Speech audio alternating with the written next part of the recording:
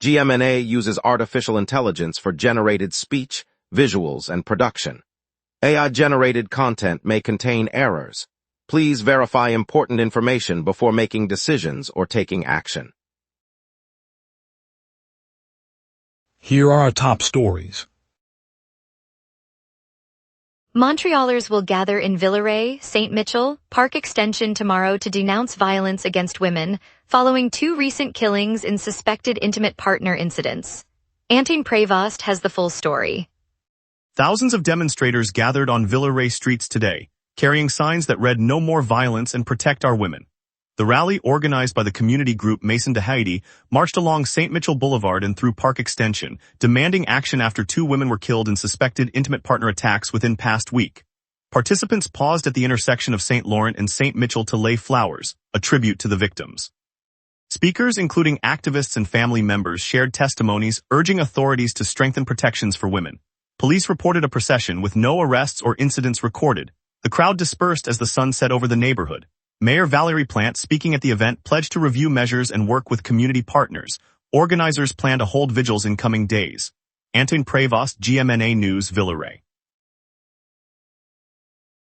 Quebec leaders voiced sharp criticism this morning after the United States unveiled a new slate of tariffs that analysts say will hit the province hardest. Premier Christine Fréchette condemned the measures as unfair and warned they could undermine key export sectors, while opposition members echoed the call for Ottawa to intervene.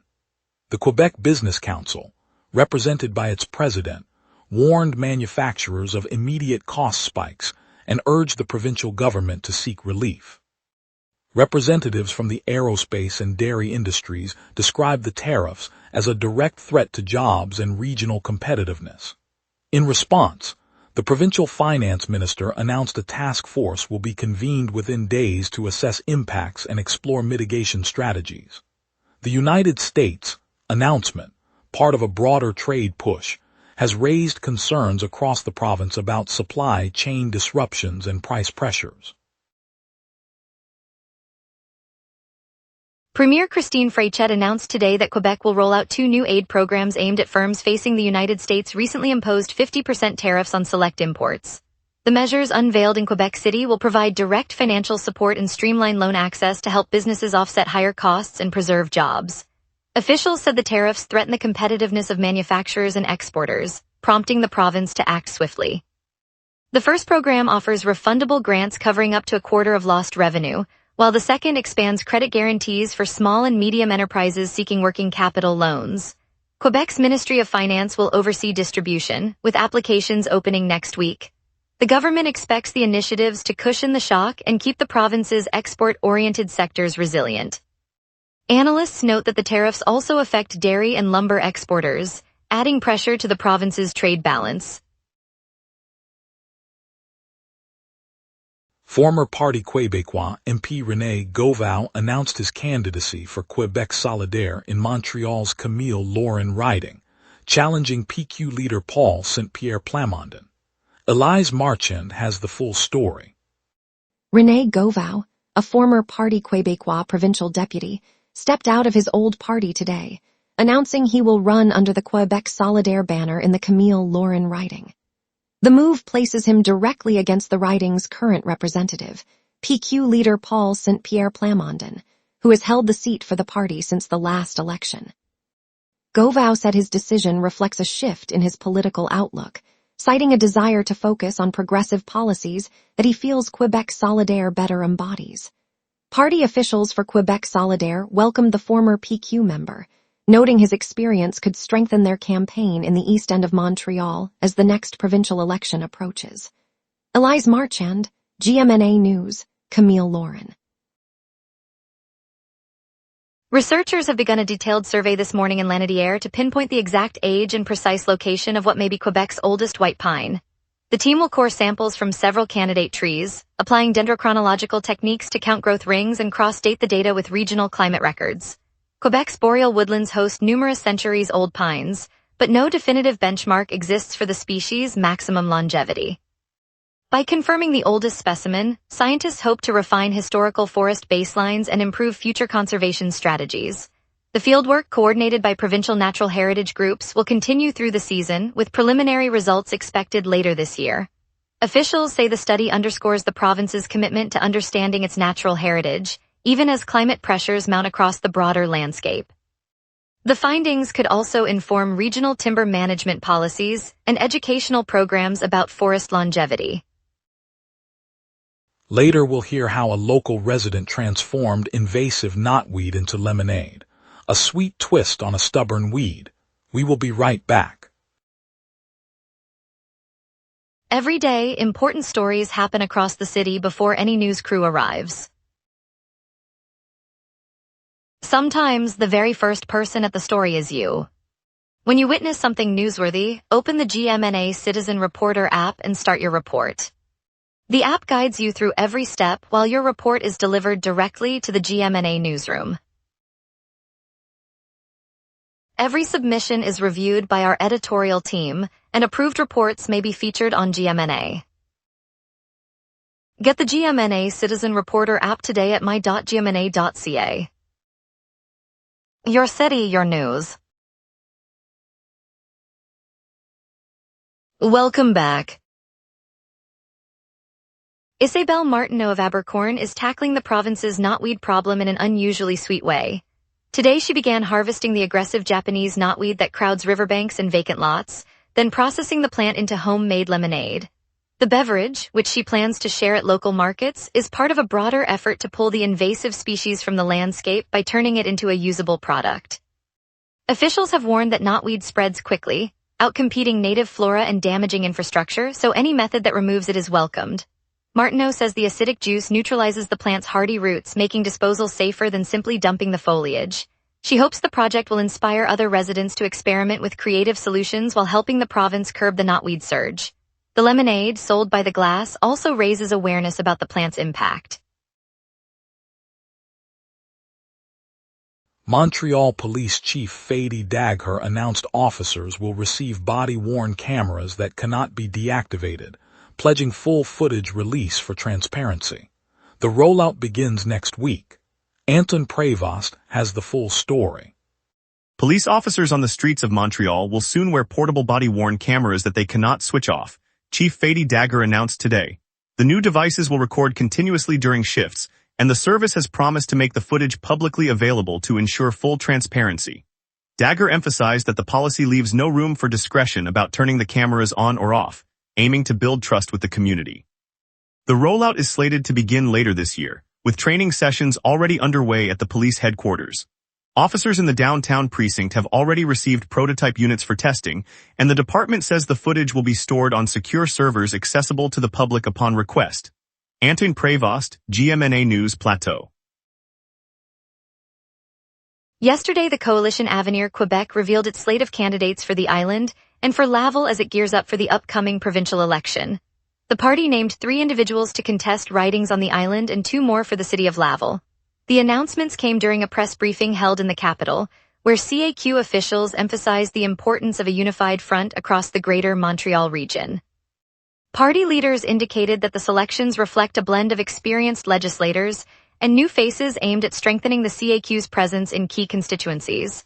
The rollout follows a broader strategy to finalize candidate lists before the official nomination deadline later this summer. Voters in the affected districts will now have a clearer view of the options as the campaign season approaches. Religious authorities announced today that the ruins of a century-old church in southwest Montreal will be demolished this winter after a fire left the structure dangerously unstable.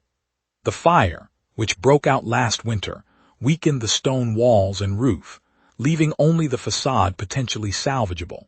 Officials say the building poses an imminent collapse risk, forcing the decision to clear the site before the spring thaw. The church, erected around 100 years ago, had been a neighborhood landmark, its loss marking the end of an era for the local community. Demolition crews are scheduled to begin work in the coming weeks, with safety measures in place to protect nearby residents. The diocese will explore options to preserve any historic elements that can be safely removed before the structure is taken down. On August 21, 2026, Santé Quebec completed a $30 million purchase of land parcels in Montreal for the planned Maisonneuve-Rosemont Hospital, part of the province's effort to expand city health services. Simon Fortier has the full story. On August 21, 2026, the Provincial Health Authority, Santé Quebec, completed the purchase of the parcels needed for the new Maisonneuve-Rosemont Hospital. The acquisition, valued at $30 million, secures the site in the city's East End where the government plans to expand health services. Officials say the land will accommodate a modern facility designed to relieve pressure on existing hospitals and serve a growing population. The move follows months of planning and consultation with local communities and marks the first concrete step toward construction, which is slated to begin later this decade. The province hopes the new hospital will bring advanced care closer to residents of the surrounding neighborhoods. Simon Fortier, GMNA News, Maisonneuve-Rosemont. Now let's turn to the forecast and see what tonight holds for you. A stagnant high-pressure ridge, steered by a swift southwest jet, keeps Montreal dry and warm tonight.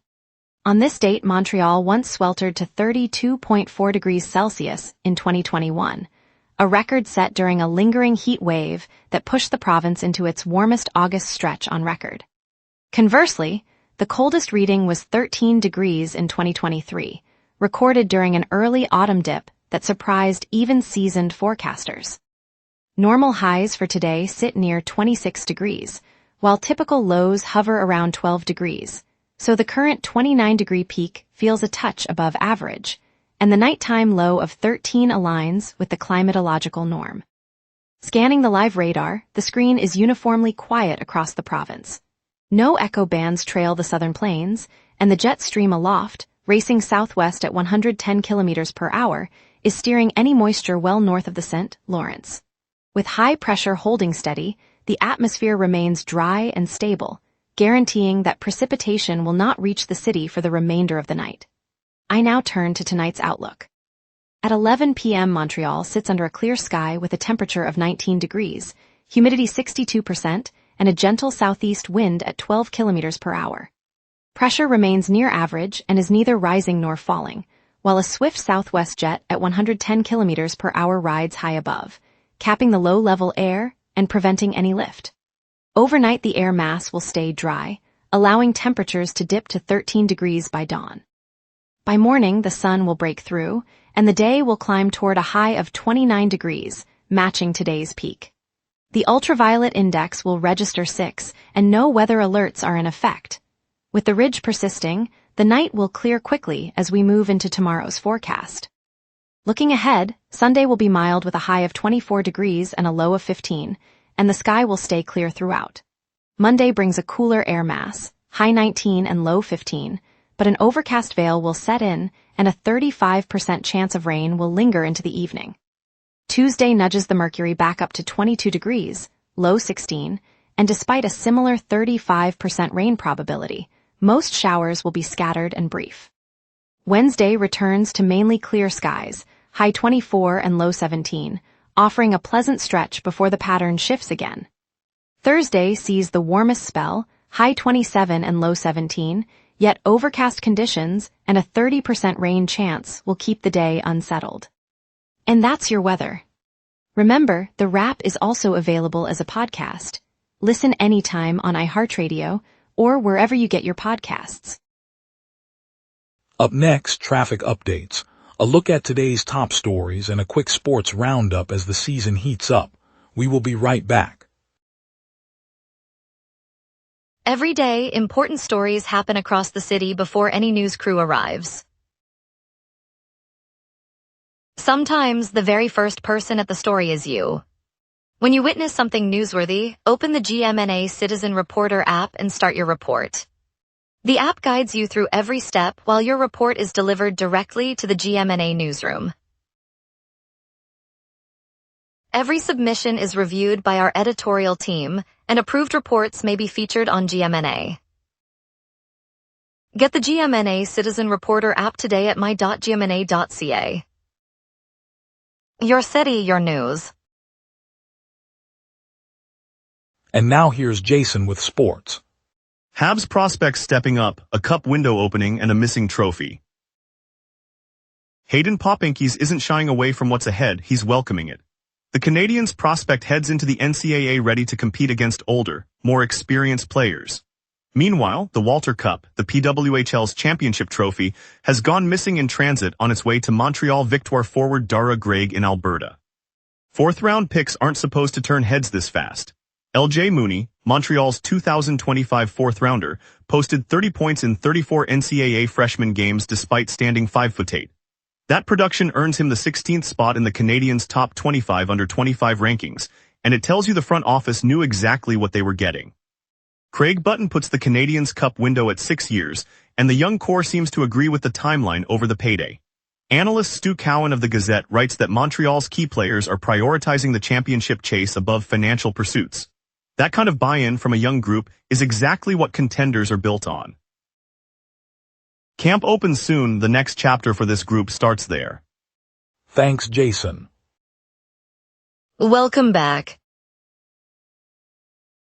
Lachine officials will host a public consultation Friday on the open water swimming pool project in Lake St. Louis, a plan under threat of abandonment after months of controversy, and a signature campaign. Camille Dowsett has the full story. Officials from the borough of Lachine have opened the community hall on the shore of Lake St. Louis for a public consultation on the open water swimming pool project. Residents gathered this afternoon to hear the latest update on a plan that has lingered in uncertainty after months of talks about canceling the pool. A signature campaign launched by local advocates earlier this year is on display, urging the council to keep the project alive. The session will allow citizens to ask questions, voice concerns, and vote on whether the development moves forward or is abandoned. The outcome will shape the future of a summertime amenity that many hope will become a permanent fixture on the lake. Camille Dowsett, GMNA News, Lachine. Quebec's police watchdog has opened an investigation into a fatal early August crash after new evidence suggests the vehicle attempted to flee police. Antoine Prévost has the full story. The investigation opened after a police chase ended in a fatal collision early August 2026. Authorities say the driver tried to flee when officers attempted to stop the vehicle, leading to a high-speed crash that claimed one life.